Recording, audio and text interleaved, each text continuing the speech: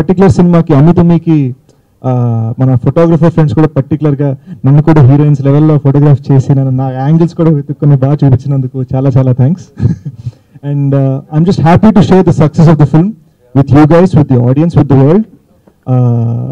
నేను ఒక సినిమా నన్ను నేను మర్చిపోయి జస్ట్ ఆడియన్స్గా సినిమా చూడటం చాలా రేర్గా అవుతూ ఉంటుందండి నేను ఒక సినిమాలో నటిస్తే. అటువంటిది అసలు నేను నన్ను మర్చిపోయి కంప్లీట్గా ఆడియన్స్గా I was able to enjoy the jokes, the dialogues, performances, sir dialogues, and theatre lo vachina reactions matram was just it was a very nice feeling andi. Isha naaku in fact na Sriramul theatre lo chustunappudu cheppindi ante chinna goosebumps feeling vachindani, and ఆ goose bumps అందరికీ వచ్చాయి. మేము release కి ముందు చాలా interviews లో ఇలాగా మీకు కడుపు నొప్పి వచ్చి అంత నవ్వుతారు, మీ చీక్స్ పెయిన్ వస్తాయి అండ్ 100% మీకు చాలా నచ్చుతుంది, చాలా ఫన్ ఉంటుంది అని చెప్పాము. సో అది మేము రీచ్ అయ్యాము. దట్స్ రియలీ అంటే నాకు అది చెప్పాము కానీ అవుతుందా అవ్వదా అని నాకు చాలా టెన్షన్ గా ఉంటుంది. ఎందుకంటే ఇంటర్వ్యూస్ లో చెప్పినప్పుడు వాళ్ళు చాలా ఎక్స్పెక్టేషన్స్ హై ఉంటాయి ఆబ్వియస్లీ పీపుల్.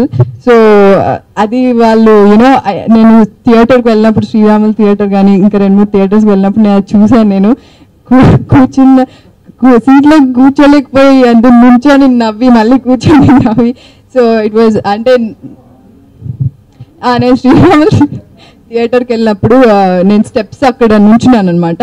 పక్కన సీట్స్ ఉంటాయి, అక్కడ ఒక అతను కూర్చున్నాను అనమాట. నాకు కొంచెం దగ్గరలో అతను అసలు కిషోర్ ఎంట్రీ దగ్గర కొన్ని సీన్స్ దగ్గర అసలు కూర్చొని నవ్వలేకపోతున్నాడు. నుంచున్నాడు నవ్వుతున్నాడు, మళ్ళీ కూర్చున్నాడు నవ్వుతున్నాడు, మళ్ళీ కింద పడిపోయాడు. సో అది I was really very happy అంటే సీయింగ్ దట్. అండ్ అందరు క్రౌడ్ అరవడం. సెకండ్ టైం వెళ్ళాం మళ్ళీ మేము, అప్పుడు కిషోర్ అందరూ వెళ్ళాం మేము, మొత్తం కాస్ట్ అందరం వెళ్ళాము. సో అప్పుడు చూసినప్పుడు గూస్ బంప్స్ వచ్చాయి నాకు. ఎందుకంటే ఒక సీన్ అంటూ లేదు, ప్రతి సీన్ కి వాళ్ళు చాలా ఎంజాయ్ చేస్తున్నారు. And I'm very happy for that one. And messages కానీ పేజ్లో అండ్ నా కాల్స్ మెసేజెస్ చాలా వచ్చాయి.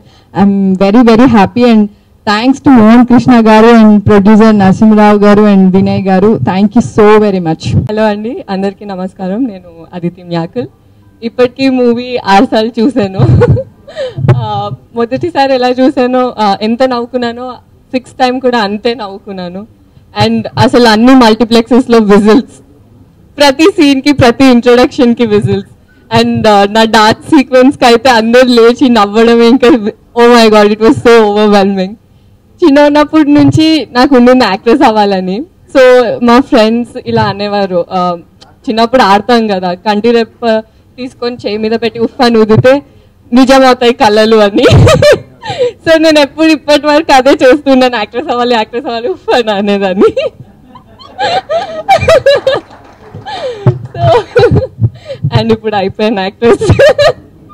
And it feels unreal actually. Thank you Mohan sir for casting me. And thank you Brinda గారు. Actually I look very different in the movie. అందరూ photos తీసుకున్నాం, మీరు మూవీలో ఇలా లేరే అని అన్నారు. అంటే నేను బయట బాగాలేనని అర్థమా అని అనుకున్నాను. నేను ఐఎమ్ బ్లెస్డ్ అనుకుంటున్నాను నేను, బికాస్ ఇంత మంచి క్యారెక్టర్, ఇంత కంటెంట్, ఇంత వెయిట్ ఉన్న క్యారెక్టర్ నాకు ఇచ్చినందుకు నిజంగా నా లైఫ్లో నేను రుణపడి ఉంటాను సార్కి. ఇందులో నటించిన వాళ్ళు కూడా అందరూ, అంటే ముఖ్యంగా ఆయన నన్ను కాస్ట్ చేసినప్పుడు అంటే నేను తెలంగాణ స్లాంగ్ తెలంగాణ అంటే ఈ ఏమంటారు అది తెలంగాణ యాస మాండలికం అదంతా, అంటే తెలంగాణలో మాట్లాడాలి, ఈ క్యారెక్టర్ ఇలా ఉంటుంది, ఈ ఫ్యామిలీ ఇలా ఉంటుంది అన్నప్పుడే నేను కొంచెం అంటే కాన్ఫిడెంట్గా ఉన్నాను. బికాజ్ ఆ స్లాంగ్తో నాకు పెద్ద ప్రాబ్లం లేదు కాబట్టి. సో నాకు ప్రాబ్లం ఏంటంటే నేను తెలంగాణ మాట్లాడను అని నాకు అందరూ అంటుంటారు, ఎందుకు తెలంగాణ మాట్లాడవు నువ్వు అని. అంటే మాట్లాడే సందర్భాల్లో మాట్లాడాలి, కానీ కొన్ని సందర్భాల్లో కొన్ని ఇలా మీకు అర్థం అవ్వాలంటే కొంచెం అలా మాట్లాడాలి. But I'm really thankful. And పెద్దవాళ్ళతో సీనియర్స్తో యాక్ట్ చేస్తున్నప్పుడు కానీ విందా గారు కూడా కొన్ని కెమెరాస్లో అసలు నన్ను ఎంత బాగా చూపించారు sir, thank you so much. And నాకు వెంద గారు అన్న ఒక మాట బాగా గుర్తుంది. నేను యాక్ట్ చేస్తుంటే second or third day I think sir, Shyamala నువ్వు కెమెరాని నీ చుట్టూ తిప్పుకుంటున్నావు, కెమెరా నీ చుట్టూ తిరగకుండా, బికాస్ అంటే నేను కొన్ని ఈ కెమెరా ఫేవర్ లేకుండా ఉంటాను కొన్ని దాంట్లో. ఆయన అన్నారు that's good for an actor, అంటే మరీ ఓవర్లాప్ అయిపోకుండా ఫ్రేమ్ అవుట్ అయిపోకుండా అంటే కొంచెం కనిపిస్తూనే యాక్ట్ చేస్తే అది న్యాచురల్ గా ఉంటుంది, కీప్ ఇట్ అప్. ఎందుకంటే కొన్ని సినిమాల్లో ఉన్న వాళ్ళు కెమెరాకి ఫేవర్ పెట్టి చేస్తుంటారు కొంతమంది, ఆ క్వాలిటీ నీకు లేదు, అంటే means you're doing like you in your way అని అన్నారు. అది నేను నిజంగా అది చూస్తున్నప్పుడు, సినిమా చూస్తున్నప్పుడు అర్థమైంది. కొన్ని సీన్లో కిషోర్ ఇలా ఉంటే కంప్లీట్ గా నేను అసలు కెమెరా తల ఉంటుంది ఆయనకు మౌన్ చూస్తుంటాను, అలాంటి సందర్భాల్లో అనిపించింది నిజంగా నేను ఇలా చేశాను అని. అండ్ రియలీ భరణి గారితో యాక్ట్ చేయడం, అసలు అంత పెద్ద సీనియర్ యాక్టర్ తనతో వర్క్ చేయడం అంటే ఇట్స్ రియలీ లక్కీ. నేను ఇద్దరితో ఆశీష్ విద్యార్థి గారితో ఫస్ట్ మూవీ వీరంగం చేసినప్పుడు కూడా అలాగే, వీళ్ళు థియేటర్స్ చేసిన వాళ్ళు నర్వస్నెస్ ఖచ్చితంగా ఉంటుంది, బట్ వాళ్ళు ఎంత ప్రోత్సహించారంటే ఈవెన్ కిషోర్ గారు ఫస్ట్ మూవీ చెప్పినప్పుడు శ్రీశిల్పి క్యారెక్టర్ కిషోర్ గారు అనగానే పెద్ద భయం, మూవీ వచ్చిన సంతోషం కంటే ఎక్కువ టెన్షన్ పడ్డాను. బికాస్ ఆయన కామెడీ లెవెల్స్ కి మనం రీచ్ అవ్వగలుగుతామా, నేను అలా అంటే ఆ టైమింగ్ ఉంటుందా అని భయపడ్డాను, చాలా భయంతో చేశాను, బట్ ఒళ్ళు దగ్గర పెట్టుకొని చేశాను. అండ్ సార్ ఏది చెప్తే ఇంకోటి ఏంటంటే ఆయన రిహార్సల్ చేయించి రీడింగ్ సెషన్స్ పెట్టినందుకు నిజంగా 99% నాకు నిన్న ఒక జర్నలిస్ట్ అన్నారు, శ్యామల ఆయన సినిమాలో చేయాలంటే చాలా బాగా అంటే టాలెంట్ ని వెతుకుతారు, 99% టాలెంట్ అంటే 100% టాలెంట్ వెతుకుతారని. నేనైతే ఆ 1% మిగిలిన 1% ఉన్నానో లేకపోతే 99% ఉన్నా కానీ ఆయన మిగతా 1% కూడా సాన పెడతారండి. అంత జాగ్రత్తగా ప్రతి క్యారెక్టర్ ని ఇది చేస్తారు ఆయన, అంటే ఆ ఒక్కటి కూడా మిగిలించకుండా దాన్ని సాన పెట్టి మా అందరినీ ఇలా అంటే బాగా ప్రెజెంట్ చేశారు. And really thankful to you sir. తెలంగాణలో నాకున్న దానికంటే ఇంకా పేరు రెట్టింపు అయిందని అనుకుంటున్నాను ఈ సినిమాతో. ఎందుకంటే నన్ను బ్రేక్ నేను యాక్చువల్లీ ఒక స్టూడియోకి వెళ్తే నేను మాట్లాడినప్పుడల్లా ఆవిడ లెంతిగా మాట్లాడాం కాబట్టి బ్రేక్ తీసుకున్నారు, సో ఆయన బ్రేక్ అంటున్నారు. సో శేష్ గారితో అసలు శేష్ ఎందుకంటే అటెన్షన్ గురించి అలా చేస్తున్నారు. ఫస్ట్ ఇంద్రగంటి మోహనకృష్ణ గారి దగ్గర నుంచి ఫోన్ వచ్చింది, సినిమా చేస్తున్నారు అని, మీకు వేషం ఉంది, ఒక 7 రోజుల వేషం వస్తుంది అని. అప్పుడు నేను జెంట్మెన్ చేశాను ఆయన దగ్గర, ఒక్కరోజు ఒక్క సీను. సో దాని తర్వాత ఆఫీస్కి రమ్మంటే వెళ్తే అందరికీ స్క్రిప్ట్స్ ఇచ్చారు. స్క్రిప్ట్స్ ఇచ్చి అందరినీ రౌండ్ టేబుల్ కూర్చోమన్నారు. కూర్చున్నాక ఎవరి స్క్రిప్ట్ వాళ్ళు చదువుకుంటున్నాం, దాంట్లో రకరకాల తప్పులు చదివేస్తున్నాం. ఆయనకి ఏం తప్పులు చదువుతున్నాం ఆయనకి తెలుసు కాబట్టి విపరీతంగా నవ్వుకుంటున్నారు. మేమనుకున్నాం మేము కామెడీ చేస్తున్నాం అని, అది కాదు, చాలా తప్పులు జరిగాయి దాంట్లో. ఆ తర్వాత ఈ స్క్రిప్ట్ మీరు ఇంటికి పట్టుకెళ్ళండి అన్నారు. ఇంట్లో కూడా చదువుకోవాలా అని అనిపించింది. ఇంటికి వెళ్ళి చదివాక నా మెసేజ్ నవ్వింది, ఎందుకంటే కామెడీ చాలా బాగుంది అనుకున్నా, చాలా తప్పులు చదువుతున్నారంటే ఎందుకంటే ఆవిడ సాంస్క్రిట్లో పండిట్టు. సో అలా ప్రాబ్లం వచ్చి 4-5 రోజులు ఆ స్క్రిప్ట్ అంతా నేర్చుకున్నాక ధైర్యం వచ్చాక షూటింగ్కి ఆ స్క్రిప్ట్ పట్టుకెళ్ళి మొదలుపెట్టా. ఇంత చేస్తే నేను ఆ సినిమాలో చేసింది, ఇప్పుడున్న సినిమాలో చేసింది ఒకే సీన్ అయినా కూడా ఆ స్క్రిప్ట్ ఎప్పుడు నాతో ట్రావెల్ అవుతూనే ఉంది. ఇప్పటికీ నేను దాచుకున్నాను. డబ్బింగ్కి వెళ్ళేటప్పుడు కూడా నా స్క్రిప్ట్ నేను పట్టుకెళ్ళాను, ఎందుకంటే అంత పర్ఫెక్ట్గా ఉంటే కానీ ఇంద్రగంటి మోహనకృష్ణ గారి దగ్గర యాక్ట్ చేయడం చాలా కష్టం.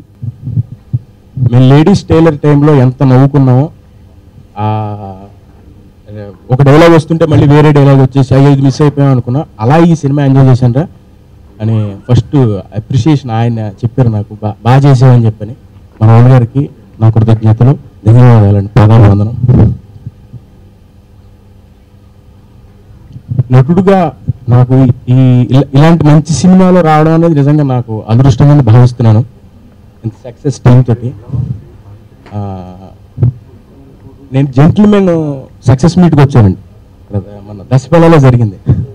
దశపల్లలో జరిగినప్పుడు ఆ సినిమాకి కూడా నేను ట్రై చేశా, కానీ అప్పుడు కొంచెం అది అవ్వలేదు. సేమ్ వీడియో కాకపోతే అప్పుడు ఆయన లొకేషన్స్ చూడడానికి వెళ్తూ నేను ఒకసారి సురేష్ గారిని కలవండి అని చెప్పన్నారు.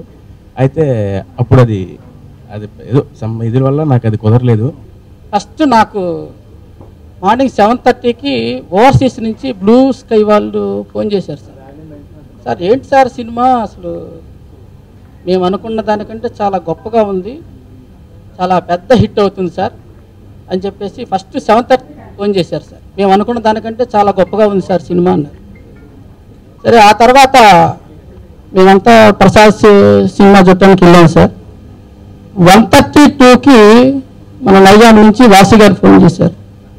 అన్న మంచి రెస్పాన్స్ ఉంది, సినిమా బ్రహ్మాండంగా ఉంది, మంచి హిట్ కొట్టాం మనం అన్నారు.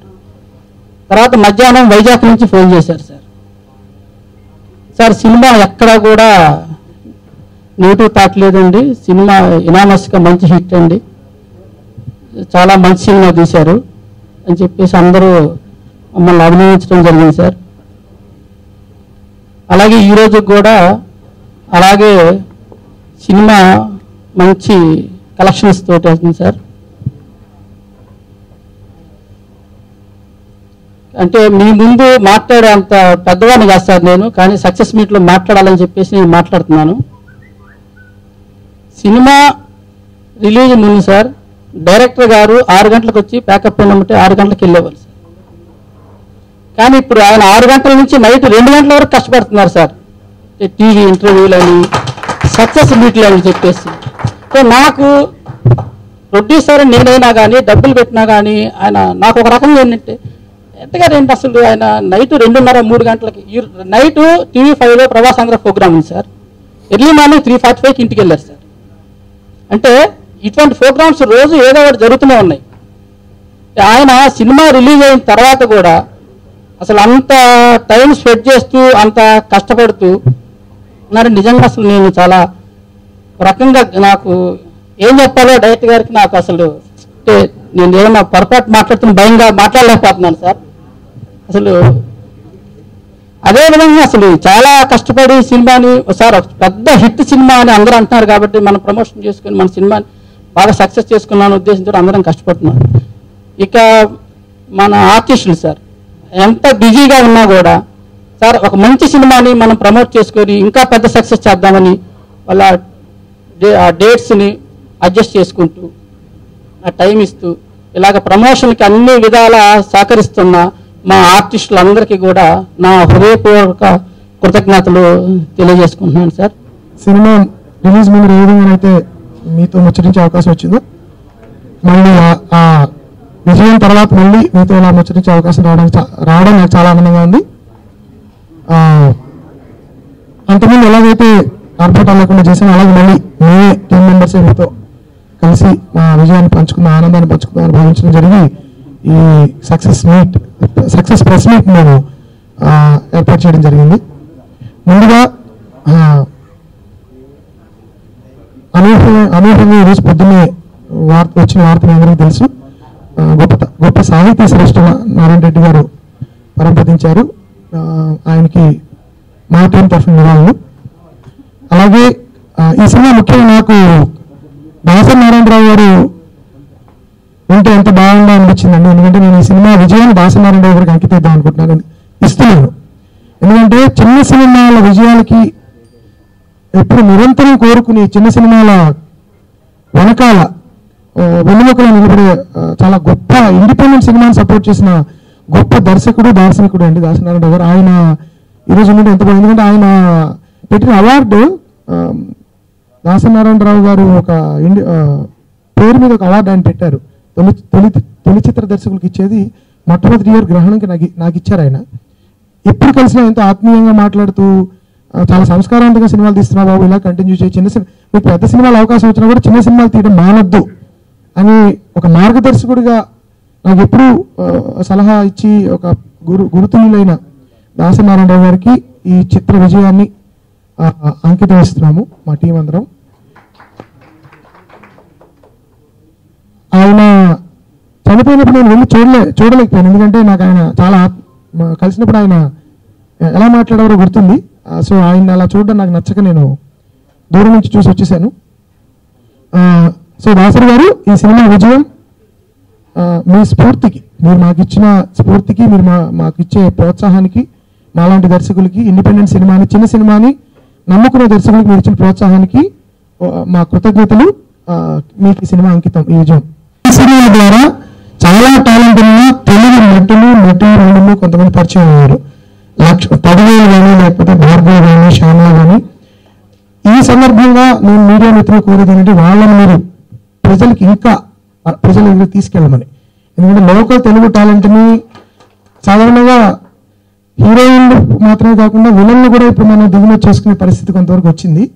కానీ ఎంత మంచి టాలెంటెడ్ యాక్టర్ స్ట్రగుల్ అవుతున్నాడు ఇక్కడ, నా రంగస్థలం నుంచి వచ్చిన వాళ్ళు, లేకపోతే ఇందాక తమిళ చెప్పినట్టు కొన్నేళ్లుగా మంచి పాత్రల కోసం వెయిట్ చేస్తున్న వాళ్ళు చాలా మంది ఉన్నారు.